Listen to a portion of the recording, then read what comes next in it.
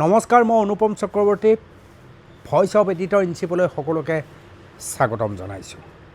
Peoples TV মানুহৰ কথা, মানুহৰ ব্যথা। আৰু আজি আমি জুবিন গাৰ্গৰ কথা পাতিবলৈ ওলাইছোঁ।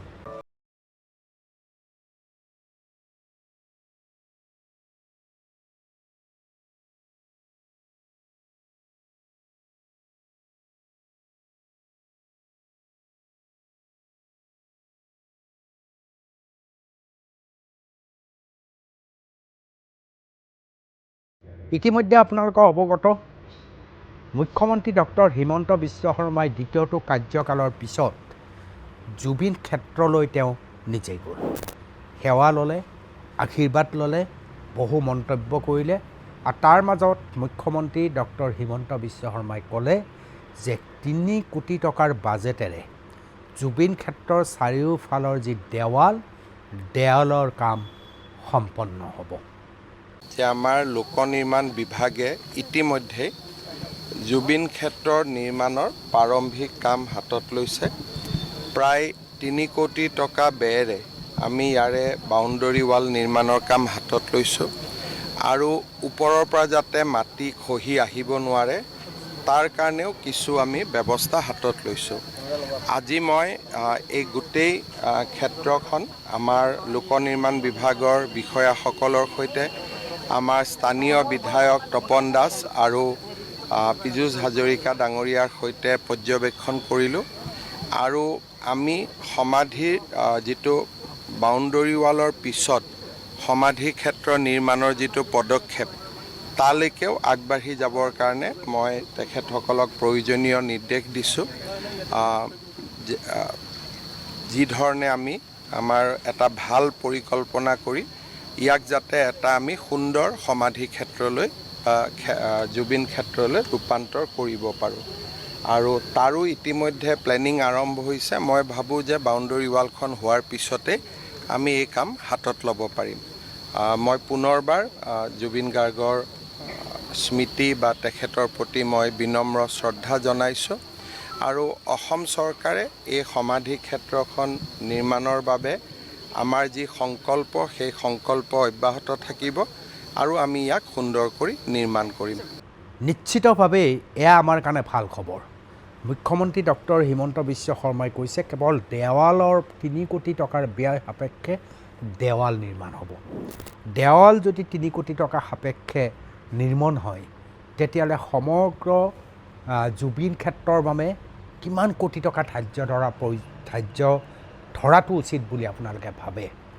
আমাৰ দৃষ্টিত ১০০ কোটি। ১০০ কোটি জুবিন ক্ষেত্ৰৰ বাবে অতি প্ৰয়োজনীয়। কাৰণ জুবিন ক্ষেত্ৰ এক বিশাল ব্যক্তিত্ব।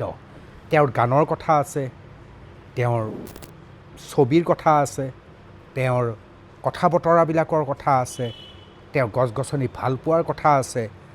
এই আটাইবিলাক সামৰি এটা বিজ্ঞানসন্মত অৰ্থাৎ বিজ্ঞান প্ৰযুক্তিবিদ্যাৰ আমি যদি এখন জুবিন ক্ষেত্ৰ প্ৰস্তুত কৰিব নোৱাৰোঁ তেতিয়াহ'লে বিশ্বই আমাক হাঁহিব।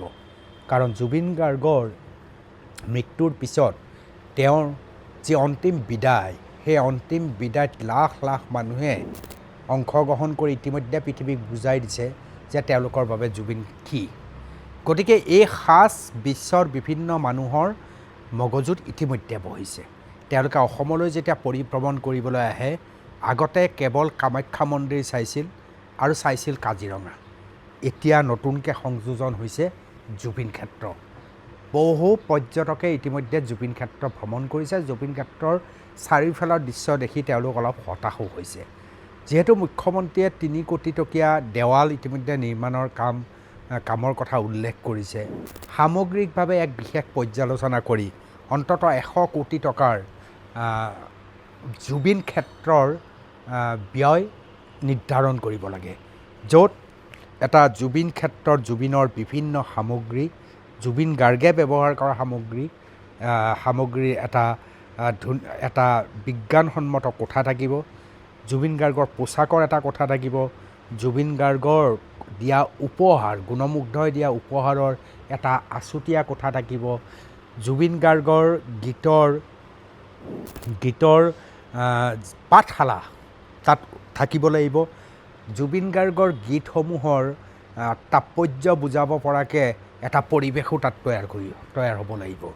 ইয়াৰ লগতে জুবিন ক্ষেত্ৰ এনেধৰণৰ বিজ্ঞানসন্মত প্ৰযুক্তিবিদ্যাৰে প্ৰস্তুত জুবিন ক্ষেত্ৰ হ'ব লাগে, যাক বিশ্বই দেখি ক'ব, বাহ, অসমৰ মানুহে শিল্পীক কিমান মৰম কৰে। তেওঁলোকৰ প্ৰিয় জুবিন গাৰ্গৰ বাবে জুবিন ক্ষেত্ৰ কোনটো পৰ্যায়ত ৰাখিছে আপোনালোকে চাওক।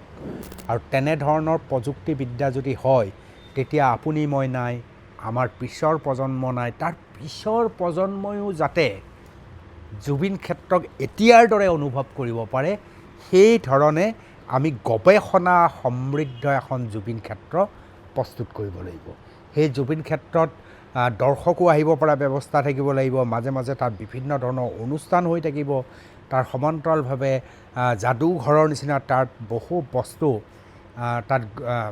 তাত গৱেষণাৰ বাবে ৰখা হ'ব। গৱেষণা সমৃদ্ধ সামগ্ৰীসমূহ তাত ৰখা হ'ব। কিতাপ পত্ৰ তাত ৰখা হ'ব। গছ গছনিৰে তেওঁ বিশেষকৈ যি গছ তেওঁৰ বৰ বেছি প্ৰিয় আছিল, সেই গছ, নাহৰৰ দৰে গছ তাত ৰোপণ হ'ব।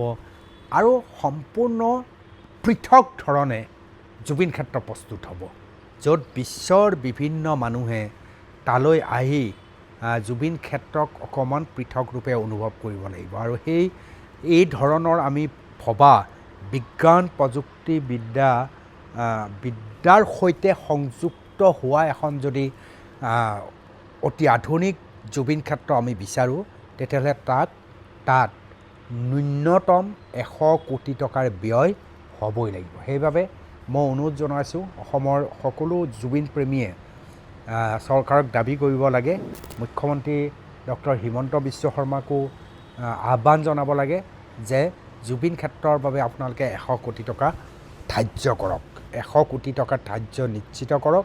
আৰু তাৰপিছত চাব জুবিন ক্ষেত্ৰ বিজ্ঞান প্ৰযুক্তিবিদ্যাৰ সমাহাৰেৰে প্ৰাকৃতিক পৰিৱেশৰ কি ধুনীয়া এখন উদ্যানৰ লেখীয়া জুবিন ক্ষেত্ৰ হয়। গতিকে 100 কোটি টকাৰ ধাৰণাটো এতিয়াৰ পৰা সকলোৱে মনত লওক।